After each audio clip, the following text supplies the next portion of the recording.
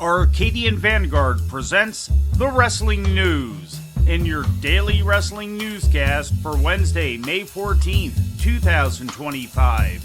Good morning, I'm Mike Sempervive. We begin today with NXT on the CW, broadcast live last night from the WWE Performance Center in Orlando, Florida. The show ended with a backstage attack on Ricky Saints at the hands of Ethan Page. Just prior to the attack, the main event featured Stephanie Vaquer teaming with Jordan Grace to defeat Fatal Influence when Grace pinned Jayce Jane.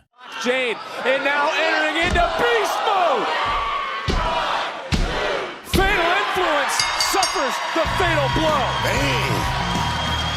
Here are your winners, the team of the NXT Women's Champions, Stephanie Vaquer and Jordan Grace!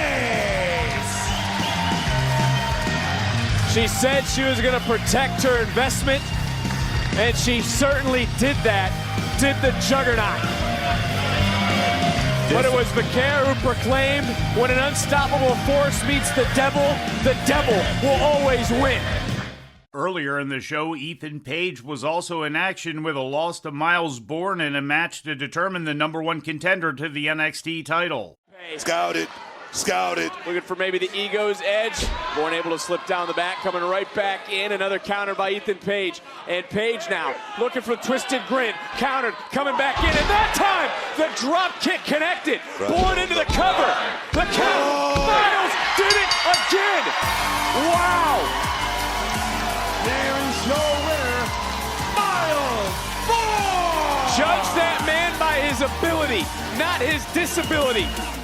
The show featured a special appearance from WWE LFG judges Bubba Ray Dudley and The Undertaker, who spoke backstage to LFG finalists Tyra May Steele and Xena Sterling. TNA World Champion Joe Hendry made an appearance to sign the contract with Trick Williams for their title match at NXT Battleground. In other results, NXT Champion Obafemi beat Charlie Dempsey. Wes Lee pinned Tony D'Angelo thanks to a distraction from Channing Stacks Lorenzo, and Thea Hale defeated Tatum Paxley by disqualification. In ratings news, last Friday SmackDown averaged 1.455 million viewers on USA Network, up 3.5% from the previous week's viewership according to Programming Insider. The show garnered a .41 rating in the 18 to 49-year-old demographic, which was the second highest in primetime programming for the evening, and is also up more than 10% from the previous week's rating. Last week's May 5th edition of Monday Night Raw drew 2.8 million views on Netflix, according to an official announcement. That put it in the number 4 spot on Netflix globally and placed it in the top 10 in 20 different countries. It is also a slight drop from the April 28th episode, which drew 3 million views. And finally, in All Elite Wrestling news, the company plans to come to Chicago for a 6-show residency this summer, according to an official announcement made yesterday.